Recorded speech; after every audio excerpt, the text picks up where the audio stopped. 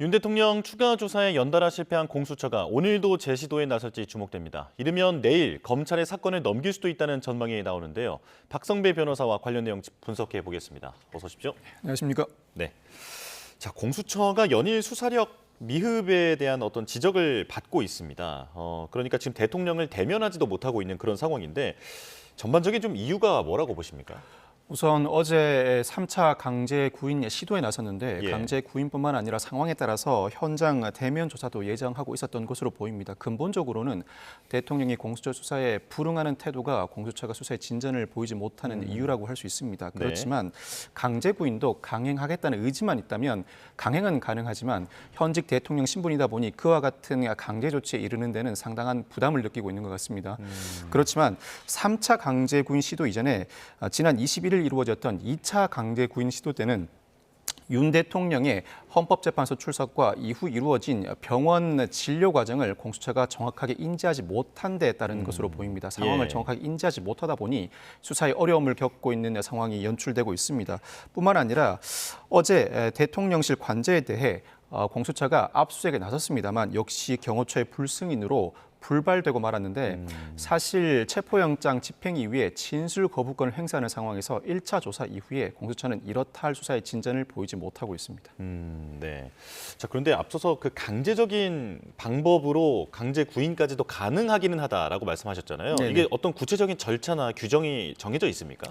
구속영장의 효력에는 인치와 구금이 포함됩니다. 인치는 데려오는 효력이라 예. 이미 구속영장이 발부된 피의자가 구치소에서 수사기관으로 출석하지 않을 경우에는 강제로 데려오는 조치가 가능합니다. 통상은 정 나오지 않으면 강제 인치하겠다고 고지하면 피의자들이 자진해서 출석하는 경우가 대부분입니다. 그럼에도 불구하고 윤 대통령은 공수처 수사에 적극 임하지 않겠다는 태도를 보이고 있어서 사실 체포를 하듯이 강제로 끌고 나오는 방식도 가능은 합니다. 그렇지만 그와 같은 방식을 직접 사용하는데 공수처가 상당한 부담을 느끼고 있는 것으로 보입니다. 예. 자, 그렇다면 공수처가 이제 추가 대면 조사가 사실상 거의 무산됐다라고 봐야 하는 걸까요? 사실상 무산됐다고 봐야 할 것 같습니다. 윤 대통령이 전향적인 입장을 보일 가능성도 낮고 여러 차례에 걸친 강제 구인 시도도 실패하고 있습니다. 구속영장을 연장, 즉 구속기간을 연장하는 기한이 다가오고 있는 만큼 조만간 검찰에 사건을 송부해야 할 것으로 보이는데 공수처 입장에서는 대면 조사를 더 이상 하지 못한다면 그동안 여러 차례 강제 구인을 시도했지만 피해자가 불응함으로써 적절한 조사를 하지 못했다는 취지의 수사 보고를 수사 기록에 적극적으로 편철해 둘 필요가 있습니다. 예. 자, 검찰에 송부하는 말씀을 해주셨는데 이게 지금 이제 체포 기한에 대한 계산이 정확해야 한다라는 지적이 나오더라고요. 어떤 얘기입니까? 구속기간은 체포영장 집행 시부터 시작합니다. 즉 구속영장이 발부된 때로부터 진행하는 것이 아닙니다. 이 사건에서 공수처가 윤 대통령을 구속한 날이 지난 15일이었습니다.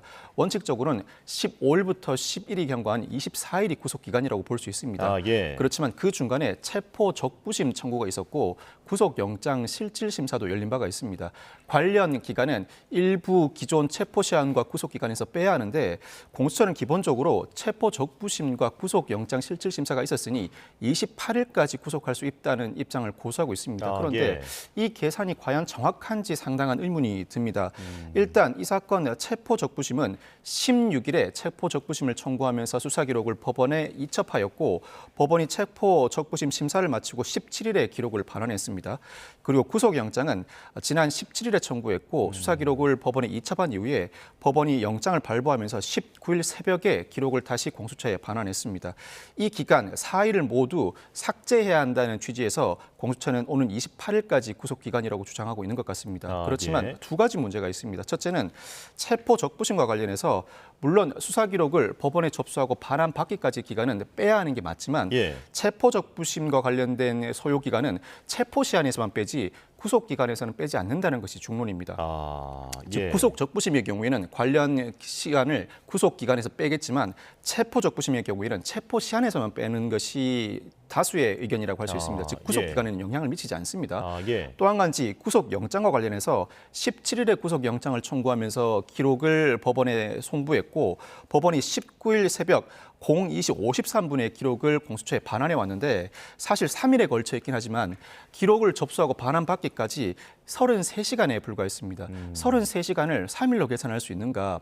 오히려 피의자에게 유리하게 하루 내지 이틀로 계산해야 한다는 것이 검찰, 경찰의 실무 예라고 할 수 있습니다. 예. 즉 체포 적부심을 이 사건 구속 기간에서 빼지 않고 구속 영장 실질 심사에 소요된 기간을 하루 내지 이틀로 본다면 가장 엄격하게 해석할 때 25일이 구속 기간으로 보여집니다. 약간 더 넓게 예. 해석한다면 26일이 구속 기간으로 보여지고 그렇다면 25일, 26일에는 구속 영장 기간을 연장하는 조치를 취해야 하는데 그 전에 공수처가 연장하고 검찰의 사건을 송부하든 검찰이 송부받아서 연장하는 조치를 취해야 할 것으로 보입니다. 예.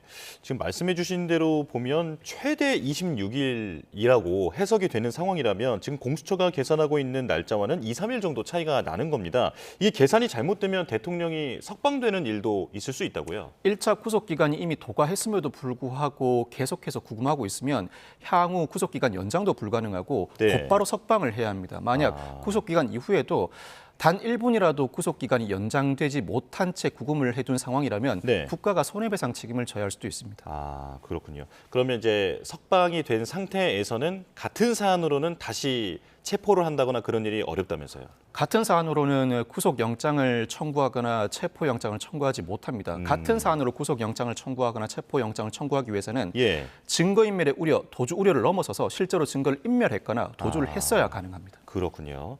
자, 이제 계산에 대해서는 이제 여러 가지 지적이 나오고 있기 때문에 아마도 조금 보수적으로 그 여유를 좀 두고 처리를 할 것으로 전망이 되는 거죠. 실무상으로도 예를 들어 구속기간이 10일이라면 경찰도 10일 그 전날, 전전날에 검찰의 사건을 송치하고 검찰도 구속기간이 20일이라면 그 20일 만료일인 전날, 전전날 기소를 합니다. 즉 모든 기간을 계산할 때는 만료일, 전날, 전전날에 모든 절차를 완료하는 것이 실무례인데 그 사정을 고려해 본다면 공수처의 계산에도 의문이 있지만 공수처 계산에 따른다고 하더라도 그보다 앞선 일자의 모든 절차를 종결해야 합니다. 예. 자, 이제 현재의 탄핵 심판으로 넘어가겠습니다. 오늘 오후에 4차 변론이 열리는데 여기에서 김용현 전 국방장관이 출석합니다. 자, 김 전 장관이 어떤 모습으로 출석을 하게 되는 겁니까? 김 전 장관은 미결 수용자입니다. 형 집행법에 따라서 미결 수용자는 자신이 원하면 사복을 입고 수사 재판에 참관할 수 있습니다. 예. 즉 필요한 상황에는 무조건 그 구치소 복장을 입어야 하지만 자신이 원한다면 사복을 입을 수 있는 만큼 오늘 증인 신문 과정에서도 자신과 관련된 재판이 아닌 만큼 더더욱 사복을 입고 출석할 가능성이 높습니다. 예. 오늘 오후 2시부터 4차 변론 기일이 진행되는데 김용현 전 장관에 대한 증인 신문은 2시 반부터 진행됩니다. 그런데 4시부터 예정돼 있는 조지호 경찰청장에 대한 증인 신문이 취소된 상황이라 예. 아마 김용현 전 장관에 대한 증인 신문이 2시 반에 시작되지만 1시간 반에 그치지 않고 상당 기간 더 이어질 가능성도 점쳐집니다. 예, 그 증인 신문을 윤석열 대통령이 직접 할 수도 있는 겁니까? 원칙적으로는 윤 대통령의 변호인이 주신문을 하고 윤 대통령 변호인이 신청한 증인인 만큼 주신문을 윤 대통령 변호인이 먼저 하는 것입니다. 예. 국회 측이 반대 신문을 진행한 다음 헌법재판소가 직권으로 여러 가지 질문을 할 수 있습니다. 그런데 윤 대통령 측 변호인이 주신문을 하는 과정에서도 당사자가 원한다면 직접 신문을 할 수는 있습니다. 다만 재판부의 허락은 얻어야 합니다. 뿐만 아니라 주신문 이후에 반대 신문 이후 헌법재판소의 직권 신문 이후에 당사자로서 직접 궁금한 사항 역시 헌법재판관의 허락을 얻어 직접 질문할 수는 있습니다. 네. 자, 김 전 장관과 윤석열 대통령이 한 자리에서 이제 대면하기 때문에 여기에서 그동안 포고령이나 최상목 대행에 대한 어떤 쪽지 이런 부분에서 의견이 엇갈리는 부분들이 여기에서 어떤 서로의 그 쟁점을 맞춰볼 수도 있지 않을까 이런 얘기가 나오고 있거든요. 의혹이 좀 해소될 부분이 있을까요? 해소될지는 상당히 의문입니다. 김용현 전 국방부 장관이나 윤석열 대통령이 구속되지 않았다면 서로 일상적으로 대면하는 관계였다면 이와 같이 결이 다른 주장은 나오지 않았을 텐데 김용현 전 국방부 장관이 먼저 구속되고 이후에 윤 대통령이 구속되면서 다소 결이 다른 주장이 나오고 있기도 합니다. 그럼에도 불구하고 변호인 간에는 일정 부분 협의나 소통을 이어나가고 있을 가능성이 높은데 우선 포고령과 관련해서는 윤 대통령 측이 김 전 장관이 과거 관행에 따라 문구를 잘못 베낀 것이다라는 예. 입장인 반면에 김 전 장관은 윤 대통령이 직접 검토했다는 입장을 내비치고 있습니다. 그리고 비상입법기구 쪽지와 관련해서도 윤 대통령은 헌법재판소 3차 변론기 이래 자신이 작성하였다기보다는 만들 수 있는 사람은 김 전 장관밖에 없는데 김 전 장관이 구속돼서 확인을 하지 못했다는 입장을 고수하고 있습니다. 사실 윤 대통령의 포고령이나 비상입법기구 쪽지와 관련된 진술을 액면 그대로 받아들인다면 내란 우두머리는 윤 대통령이 아니라 김 전 장관입니다. 그렇지만 예. 김 전 장관이 그동안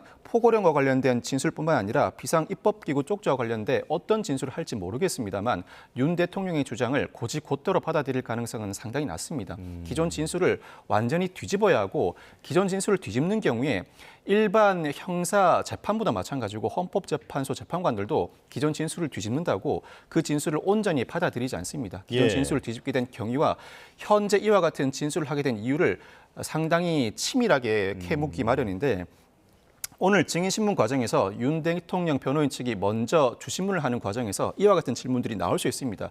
곧장 적극적인 반박을 할 가능성이 높고 적극적인 반박을 하지 않는다고 하더라도 국회 측이 반대 신문을 하는 과정에서 상당히 반박에 중점을 둔 반대 신문을 할 가능성이 높습니다. 뿐만 아니라 헌법재판관들도 윤 대통령의 영향력이 아직까지 건재하고 김 전 장관이 그 영향을 받아 일부 진술을 번복하게 된다면 마치 수사기관의 수사처럼 상당히 날카로운 질문을 반복할 가능성이 높습니다. 예. 기존의 수사 기록상 이와 같은 진술을 했음에도 불구하고 특별한 사정 변경 없이 다른 진술을 하게 되었는데 그 경위가 무엇인지 관련 기록을 숙지한 상태에서 그 배경에 관한 질문을 상당히 대폭 진행할 가능성이 높습니다. 주장과 반박이 아주 날카롭게 이루어질 수도 있는 상황인데요. 자, 그런데 국회 측이 윤 대통령과 김용현 전 장관의 분리 조치도 요구하지 않았습니까? 이게 받아들여질 가능성이 있습니까?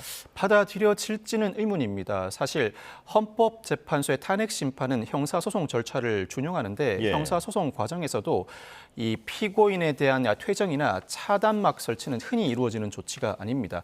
사회적 약자, 예를 들어 가정폭력, 아동학대 사건의 피해자가 증인으로 출석하던가 특정한 유형의 사건, 예를 들어 성폭력 사건의 피해자가 증인으로 출석한 경우에는 재판부가 적극 피고인의 퇴정을 명하거나 가림막을 설치하는 조치를 취하지만 일반 사건의 경우에는 그와 같은 조치를 취하지 않습니다. 그 이유는 형사재판의 본질은 피고인의 반대 신문권 행사라 증인의 진술에 대해서 피고인이 적극 반대 신문권을 행사할 기회를 부여해 주어야 하기 때문입니다. 탄핵 심판도 마찬가지로 굳이 윤 대통령에 대한 퇴정이나 가림막 설치는 하지 않을 것으로 보이는데 그와 같은 조치를 취하지 않는다고 끝이 나는 것이 아닙니다. 그 대신에 헌법재판관들은 피고인의 영향을 받을 수밖에 없다는 사정을 고려해서 헌법재판관들이 대신 나서서 국회 측이 묻지 못하는 질문이나 스스로 궁금했던 사정에 대해 대폭 질문을 진행할 가능성이 상당히 높습니다. 그렇군요. 자, 법원 난동 수사도 좀 짧게 짚어보겠습니다. 지금 58명의 신병이 확보되어 있는 상황인데 지금 배후에 대한 수사까지도 진행이 되고 있는 거죠? 그렇습니다. 배후 수사의 일환으로서 이미 구속된 피의자들의 유튜브 접속 기록들을 경찰이 들여다보고 있습니다. 예. 즉 구독 내역뿐만 아니라 이 사건 전후로 그동안의 동영상 시청 내역을 두루 살펴보고 있는데 그 과정에서 선동을 넘어서 배후가 있는지를 밝혀내는 차원의 수사라고 볼 수 있습니다. 물론 유튜브상으로 허위 사실을 주장한다든가 윤 대통령에 대한 지지를 호소한다고 해서 그 자체가 범죄라고 볼 수는 없습니다. 예. 내란죄가 성립한다면 내란죄의 경우에는 예비, 음모, 선전, 선동을 처벌하는 규정이 있는 만큼 이 정도의 정황 주장만으로도 일부 범죄가 성립할 여지가 있습니다만 현재 적용되고 있는 혐의가 특수공무집행방해나 특수공용물 손상 등에 그치고 있습니다. 그 사안의 경우에는 교사, 방조가 성립해야 그 배후 임무를 처벌할 수 있는데 이와 같은 유튜브의 선전, 선동 내용이 그 정도 수준에 이르렀는가 구체적인 교사나 방조 수준에 이르러야 처벌을 할 수 있습니다. 그렇지만 사실관계를 확정하는 차원에서 그동안의 유튜브 접속 내역을 확인하고 있는 상황이라고 볼 수 있고 뿐만 아니라 일부 피의자들의 DNA도 검출한 상황입니다. 예. 즉 법원 현장에서 파손된 집기에 남아있는 흔적과 이 DNA를 비교 분석함으로써 일부 부인하고 있는 혐의에 대한 입증을 보강하는 차원이라고 할 수 있습니다. 그렇군요. 자, 마지막으로 이재명 더불어민주당 대표의 항소심 관련 질문도 드리겠습니다. 자, 오늘 이 대표의 공직선거법 위반 사건 항소심의 재판이 이제 열리게 되는데 자, 오늘 시작하면 규정상으로는 2월 15일까지 결과가 나와야 하는 거잖아요. 하지만 현실적으로는 어려워 보인다고 하는데 왜 그런 겁니까? 현실적으로 오늘 항소심 첫 기일이 진행되는데 피고인이 격렬하게 다투게 되면 재판은 길어질 수밖에 없습니다. 네. 통상 형사재판에서 1심에서 모든 증인이나 증거 채택 나아가서 관련된 신문이 진행되다 보니 항소심은 비교적 짧게 끝나는 경우가 많은데 1심에서 예상외의 중형을 선고받아 피선거권에 상당한 제한을 받을 수밖에 없게 된 예. 이재명 대표가 항소심에서 적극적인 항변을 할 가능성이 높아졌기 때문입니다.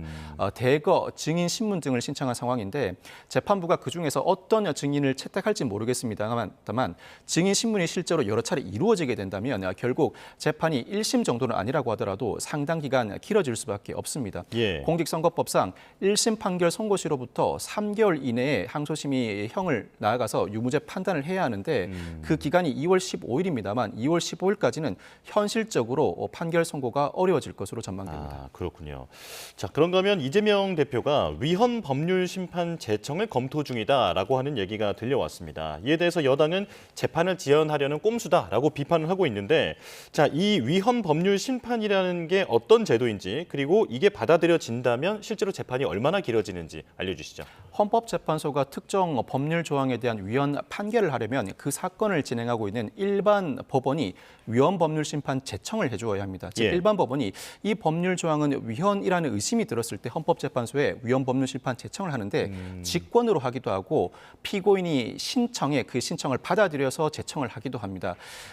이재명 대표 측이 위헌 법률 심판 제청 신청을 검토 중이라는 얘기가 나오고 있는데 예. 당장 자신이 그 혐의를 받고 있는 공직선거법 250조 1항 관련 내용이라고 할 수 있습니다. 예. 즉 자신의 경력 행위에 관해 허위의 사실을 적시할 때는 처벌한다는 공직선거법 조항인데 이 법률 조항에 재판부가 의문이 생기게 되면 당사의 신청 내지는 직권으로 위헌 법률 심판 제청을 하게 됩니다. 이 위헌 법률 심판 제청을 하게 되면 헌법재판소가 이 법률이 위헌인지 아닌지 판단하기까지 그 일반 법원은 재판을 중지해야 합니다. 아, 예. 다만 당사자의 신청에도 불구하고 그 일반 법원 재판부가 위헌 법률 심판 제청을 하지 않았을 때는 헌법 소원을 제기할 수 있습니다. 당사자가 직접 나서서 이 법률이 위헌이니 헌법 소원을 심리해 달라는 헌법 소원을 헌법재판소에 제기할 수 있는데 이때에는 그 일반 법원의 재판이 중지되지 않습니다. 아, 일반 법원은 예. 당사자의 헌법 소원 심판에도 불구하고 그대로 절차를 진행할 수 있습니다. 그렇군요. 그러니까 위헌 법률 심판이 받아들여질 경우에만 이제 헌재 판단이 나올 때까지 재판이 지연될 수 있다. 그렇습니다. 네, 이렇게 정리를 하면 되겠습니다. 자, 지금까지 박성배 변호사와 함께 알아봤습니다. 고맙습니다. 감사합니다.